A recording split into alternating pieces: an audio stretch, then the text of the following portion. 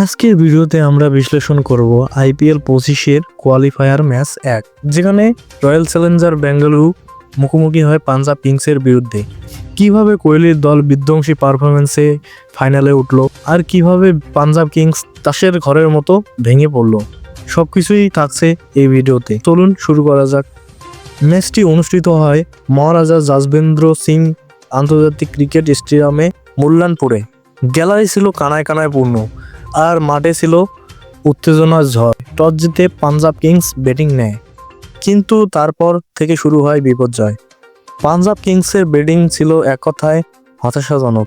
14 over 1 বলে 101 run করে গুটিয়ে যায় পাঞ্জাবের ইনিংস। আরসিবির বোলিং আক্রমণ ছিল মারাত্মক। জশ হ্যাজেল্উড এবং সুরেশ শর্মা দুজনেই 3টি করে উইকেট নিয়ে পাঞ্জাবের টপ অর্ডারকে ভেঙে দেয়।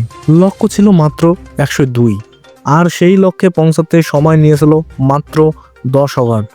ফিল সল্ট ছিলেন আজকের ম্যাচের নায়ক।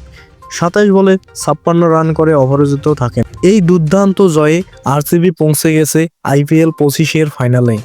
দল জুড়ে উল্লাস, কোচ ও খেলোয়াড়রা উচ্ছ্বাসিত। কোহলি বলেন, এখনো কাজ শেষ হয়নি, আমরা চাই ট্রফি। অন্যদিকে পাঞ্জাব কিংসের অধিনায়ক শ্রেয়াস আইয়ার বলেন, আমরা যুদ্ধ হারলেও যুদ্ধ শেষ হয়নি। পাঞ্জাব এখনো দ্বিতীয় কোয়ালিফায়ারে নতুন সুযোগের অপেক্ষায়। আপনার কি মনে হয়, এবার আরসিবি ট্রফি জিতবে নাকি আবারও ইতিহাসের পুনরাবৃত্তি হবে? আপনাদের মতামত জানাতে ভুলবেন না কমেন্টে। ভিডিওটি ভালো লাগলে লাইক দিন, শেয়ার করুন আর চ্যানেলটি সাবস্ক্রাইব করতে ভুলবেন না এমন সব রোমাঞ্চকর ক্রিকেট বিশ্লেষণের জন্য।